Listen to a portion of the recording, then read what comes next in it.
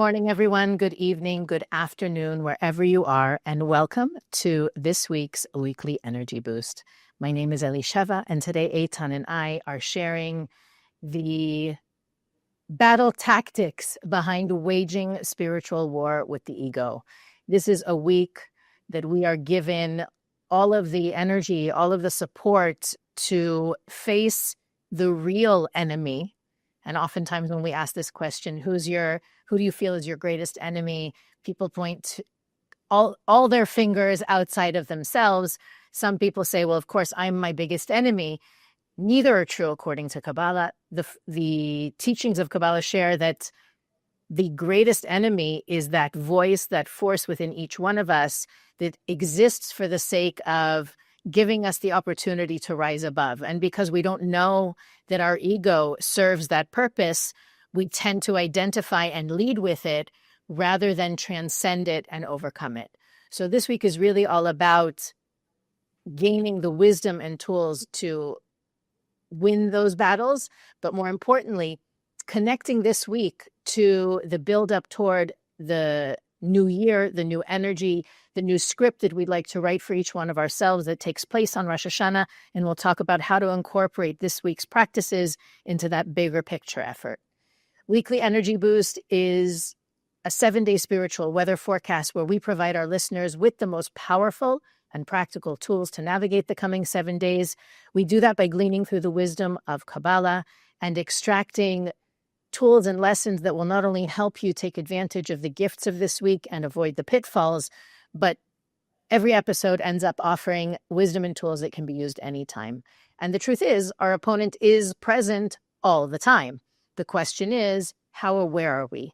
And that's a question that's come up so many times when we've brought up this topic of the opponent, is we always talk about it in a military sense. And I've received emails from people over the years. Why does it need to be why is there so much violent language around this spiritual effort? Maybe if we softened it a little bit, it would be more appealing to people. People could have an easier time embracing this work. But the Kabbalists are very clear. We need to realize it is a war, that there is a constant battle between us, constant battle within us between the voice of our soul and the voice of our opponent. And to the degree that we have that awareness, to that degree, we stand a chance to overcome time and time again. And I know for me, it's helpful to remember you have to take every battle as it is rather than focus on how am I going to win the war? Because the truth is our opponent is part of the package of being a soul in the physical body. It's always going to be there. So we start with that idea of the truth behind the purpose that the opponent serves for us, how we can use it as a tool to grow, and especially in this week, what are the wisdom and tools that can support us in getting the upper hand, coming up with the tactics and the strategies that are going to give us, even if it's not 100% success, 90% success, 85% success, knowing that even when we fall and we don't succeed in those battles, it's also part of the divine plan. So, Eitan, where should we begin our conversation? I think you raised something important. Why do I have to call it an opponent? Because indeed, the Creator created the opponent as part of our purpose of life, to overcome the ego within, to overcome the opponent within, and to allow us to reveal our beautiful soul and to manifest light and blessing and love in this world. But the reason why I would take more seriously the opponent and still call it an opponent, why one of the weapons to handle it is actually true love and not true anxiety, but because let's look in context of Rosh Hashanah. Rosh Hashanah this year, in a couple of weeks, September 22nd until September 24th, this 48 window in time, this cosmic opening, which is the first 2 days of the month of Libra, Tishrei. Libra is the scale. Scale represent, are you going to have a year that your partner will be the light of the Creator? Or are you going to have the year that your partner will be the opponent? And it's a serious business. It makes all difference. Because while potentially in Rosh Hashanah, we're receiving a download of our unlimited self, but if I'm carrying the same consciousness from last year, my coming year will not change. Because my consciousness consists of two forces. The pure light of my soul, love, giving, certainty, true desire to grow, to change, to elevate, to be part of the light. And the opponent, which is about all instant gratifications, all ego, all uncertainty, all fear, forgetting and disconnecting from the Creator. So if I'm carrying the same opponent consciousness, ego consciousness, fear consciousness from the last year, this is the type of year I'm going to invite for the coming year. So while each one of this week giving us different tools, and specifically this week, specific tactics, how to fight, to eliminate, to purify the opponent, it is essential. The Creator wants to give us ear filled with mercy.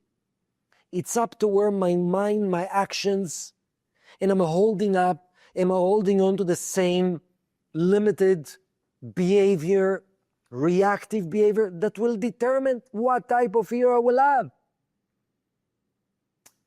So that's number one.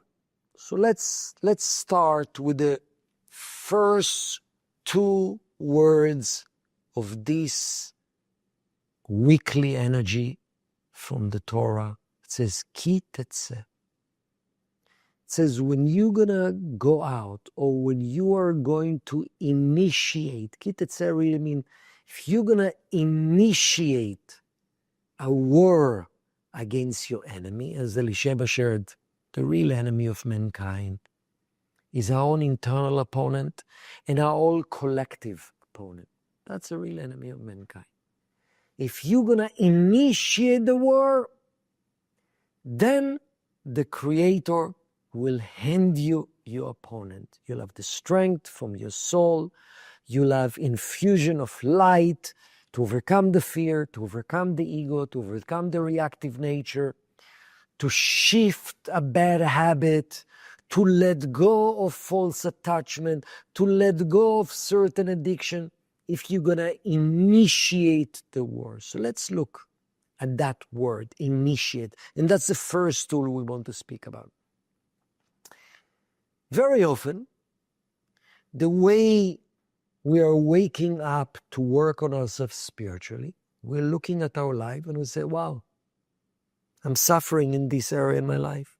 It can be relationship, it can be health, it can be business, it can be anxiety attacks.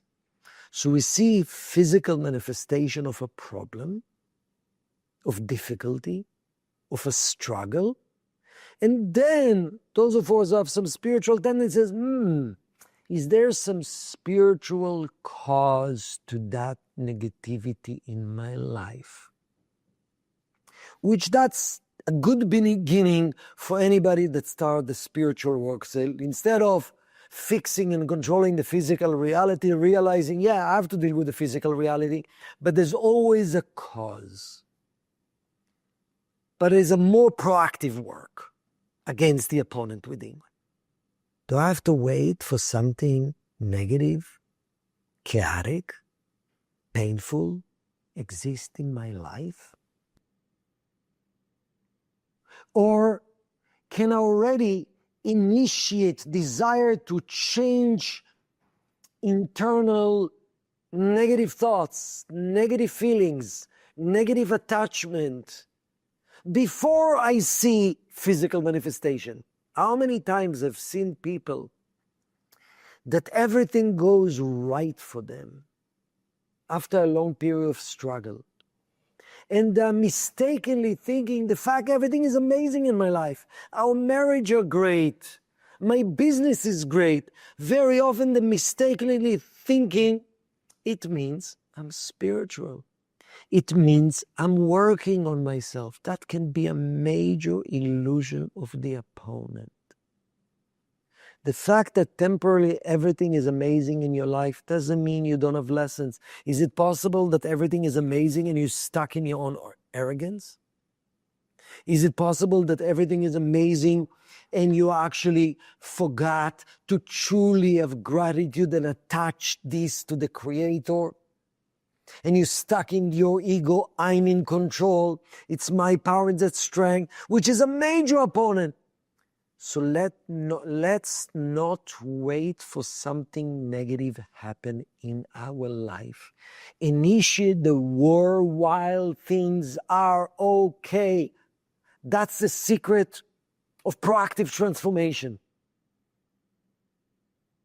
The Rav Breg always used to say, the opponent is working 24/7. When you go into a boxing ring and you're fighting with someone, the fact that you punch this guy one time, you're not going to walk, look at the crowds, get the attention. Because the opponent is there. So, part of basic humility, what is the word today I need to go through, especially this week? This is the seed, planting the seed for the coming year. What is the war? What is the areas I need to transform? Nobody caught me doing something wrong. I'm not embarrassed. Everything seemed to be okay. Work is flowing. Let's look specifically this week at the areas that things are okay in your life. Let's not focus this week about the things that are not okay in your life. And then ask deeper question. What is the change? I was over bragging. I needed attention for other people. I wasn't caught. I didn't feel less spiritual, but I realized driven by the ego. I'm in a flow this week. Am I attached to my comfort zone? Do I need to push myself towards the next level? Yeah, but everything is okay. Why to push yourself? Because the opponent is the epitome of comfort zone. Stay where you are. The light is endless. If I'm not pushing to break my limits today, I'm in the opponent zone. Elisheva, what can you say about? Well, what you said before about being proactive, not waiting till life forces you to change, to work on it, I think is the hallmark of what Kabbalah teaches us, right? You can wait for life to change you. And in those times in your life where you were forced to be a different person, where maybe you were worried that a relationship was going to fall through and you knew you needed to be a better person, that moment in life, you look back and you say, wow, it was so painful, but it was the greatest thing that ever happened to me. Or when I lost that job and my ego was crushed, I wouldn't change it for the world. Kabbalah comes and says, you don't have to wait for the crush and the humiliation and the loss to generate that kind of change. It's like one person can say, yes, I know I have an anger issue and I'm going to work on it. I'm going to be, next time I get angry, I'm going to resist it. I'm not going to go there. It's even a higher level to say, I have an anger issue and I'm going to work on it now so that I don't ever have to get angry again.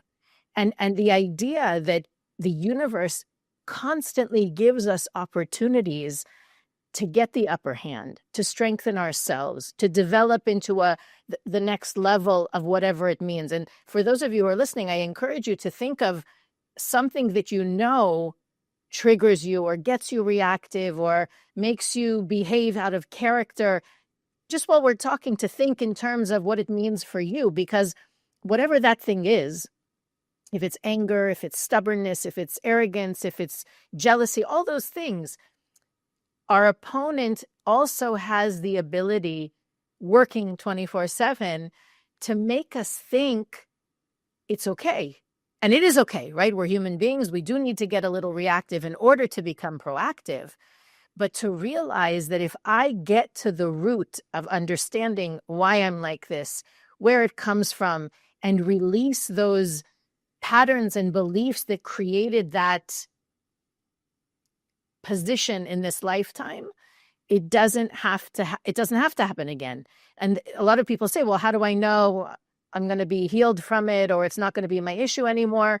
It may come in different forms, but the fact that you're not repeating the same movie over and over again is an indication that you are releasing the layers, or removing, the Rav used to say, releasing the chokehold of the opponent, that you are finally letting your soul sit in the driver's seat. And it's okay. And again, if you're listening to this and you're saying, oh my God, my opponent is completely driving the bus right now, it's okay.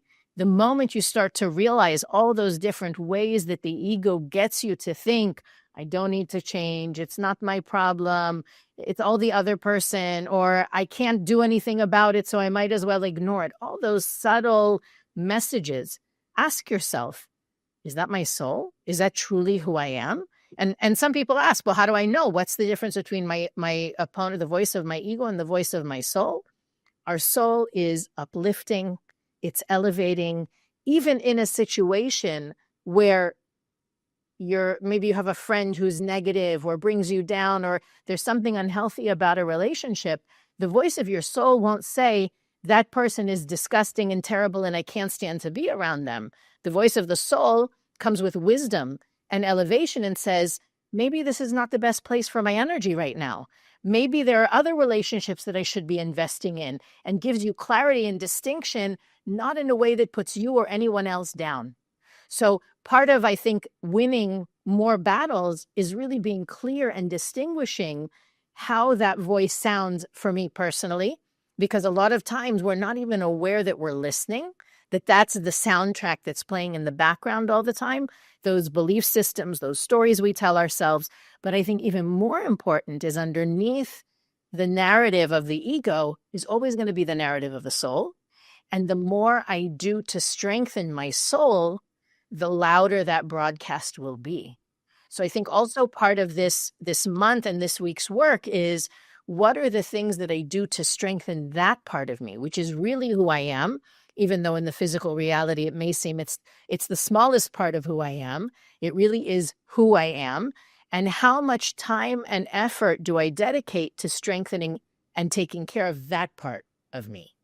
I love it. I love it. So just to summarize what you said and to clarify for everyone. At the end of the day, all of us are driven by desire. Desire for energy, desire for fulfillment. And the desire has many levels. One desire is, I just want to survive. Leave me alone, spirituality or anything else. Just want to pay the bills. I want just to protect the family. I want everybody around me to feel physically good, the rest. And then there's more involvement. I want to accomplish things that will make me feel happy. I want to accomplish pleasures. I want to accomplish control. I want to accomplish in a way I'll feel proud. I'll be recognized by other people. That's great. And then this group called soul desire. Soul desire. Which at the end of the day, the only way to reveal our true potential is to begin to access that. The reason why we recommend everyone to study daily about your soul, about the universe, about the Creator, and that's what the teachings of Kabbalah really is about, because it's so essential to awaken. I want to grow my consciousness beyond survival, beyond what people think, beyond what I accomplish in the end. Yeah, I need to deal with the 1% world as well, but I want to grow my consciousness. And when this week it says, initiate the war, desire to grow your consciousness, and we will give different examples that you'll understand. Regardless issues in my life, I'm stepping into my true purpose in life. For example, if I want to grow my soul consciousness, and as a result, by the way, that will manifest miracles, and that will manifest, I can step into, with the help of the Creator, into the greater purpose that I didn't even dream about. But today, I want to grow my consciousness. But I'm at peace. There's nothing to grow. Let's be honest. What's my level of empathy, compassion, and feeling the pain of others?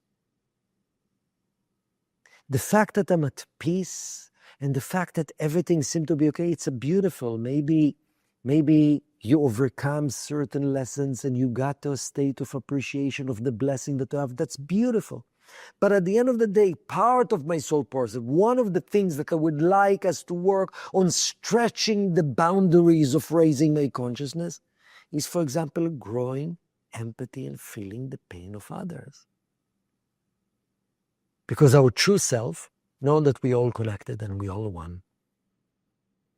And the whole idea of, I'll do some spiritual action in order that I will feel good, it's limited. It's a great beginning, but it's limited. So when we're saying, let's face the opponent of lack of empathy, the opponent of lack of compassion, the opponent of not driven to go to my next level of true giving, the opponent that doesn't want me to spend more extra time to study the universe, to study life, to study the Creator. The word studying Torah Kabbalistically means studying the thoughts of the Creator. That's by itself. When we study Zohar, when we study Talmud and Assimilation, when we're reading the Torah and decodify the true secret, our goal is not just, I want to study, it's an interesting ancient text. No. I want to awaken within me the understanding and the subconscious feelings of the energy of the Creator, because that's part of awakening my soul. Are you pushing yourself beyond the boundaries of survivals, needs, elimination of pain? Beside the fact, the more proactive you are, more miracles you create into your life. So ask yourself this week, what's driving me? What's driving the agenda of the day? What's driving my to-do list? What's driving my appointments? What's driving my discussions with my family? Is it just to make sure to keep in touch, to fix stuff, errands? Is that what life is about? What parts of my day is about taking my life to the next level? You're already going to have a meeting with your friend. How can you take this relationship to a deeper soul level? Maybe you want to open up and be vulnerable about something you didn't share with anybody. Challenge the opponent. Yeah, but there's no problems. I don't need any support. Is that how I envision life? I need problems to be alert spiritually? Or maybe alert and driven spiritually to push to the next level. And as a result, actually, I don't need problems to wake me up. I want to connect what you're sharing to what we talked about last week. If for those of you who are listening now and didn't catch last week's episode, after you finish now, go back and listen to last week, because we broke down the 4 areas or the 4 ways that we most commonly and also most seriously create chaos in our lives unknowingly often. And that this month is really about identifying all of those moments in the past that we made those disconnections. We call them short circuits.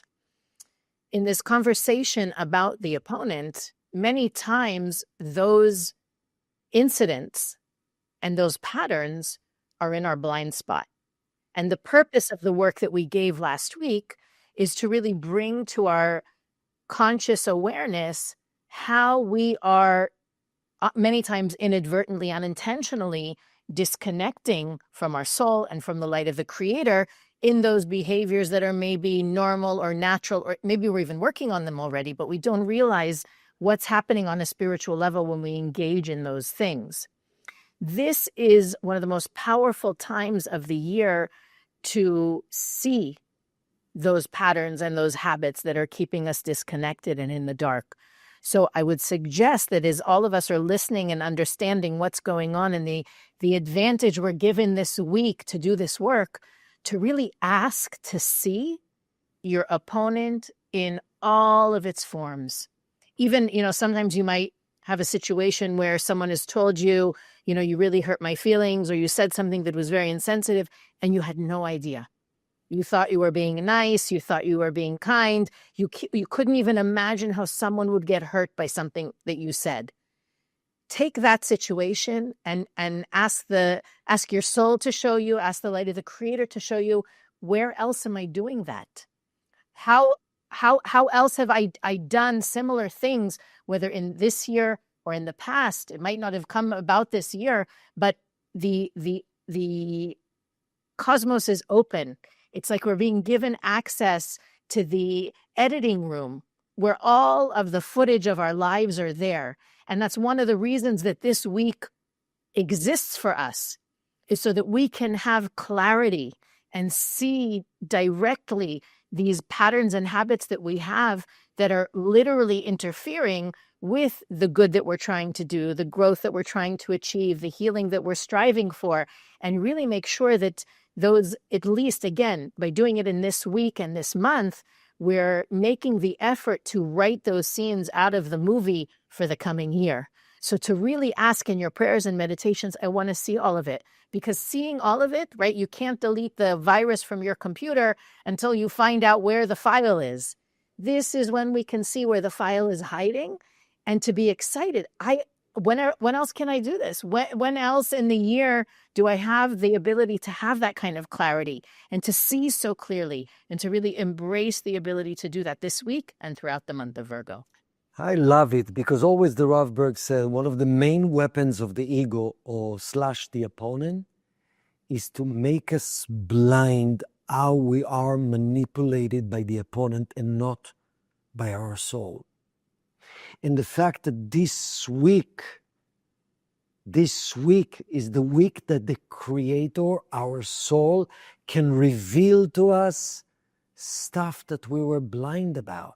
So every time this week you say, wow, I didn't realize I wasn't sensitive. Wow, I'm so judgmental. And it came from a left field and say, thank you, the Creator, for opening my eyes. And my suggestion to all of you is, before going to sleep, ask the Creator, ask the light of your soul, please allow me to see what I'm blind to recognize about lessons in my life, about growth in my life, about what means to take me to the next level. We all blind. We all blind to a degree.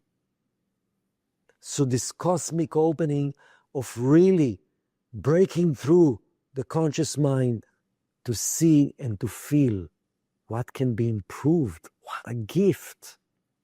I'm really excited for us. I'm really excited for everyone to do this work. And we're going to continue next week with more tools and wisdom to make sure that we don't miss the opportunity that comes this month to really have that dramatic impact on the coming year. Weekly Energy Boost is available on all podcast platforms, YouTube, Facebook, and Instagram. You can follow us on all those platforms to receive more content to support you on what we talk about every week. You can also go to our website, weeklyenergyboost.com, where you can search through our archives, send us a message, and learn about the things that we think are important for our listeners to know about. You can also click the donate button to help make Weekly Energy Boost possible. But as always, share this episode, review the podcast if you haven't yet, and we'll see you next week on the Weekly Energy Boost.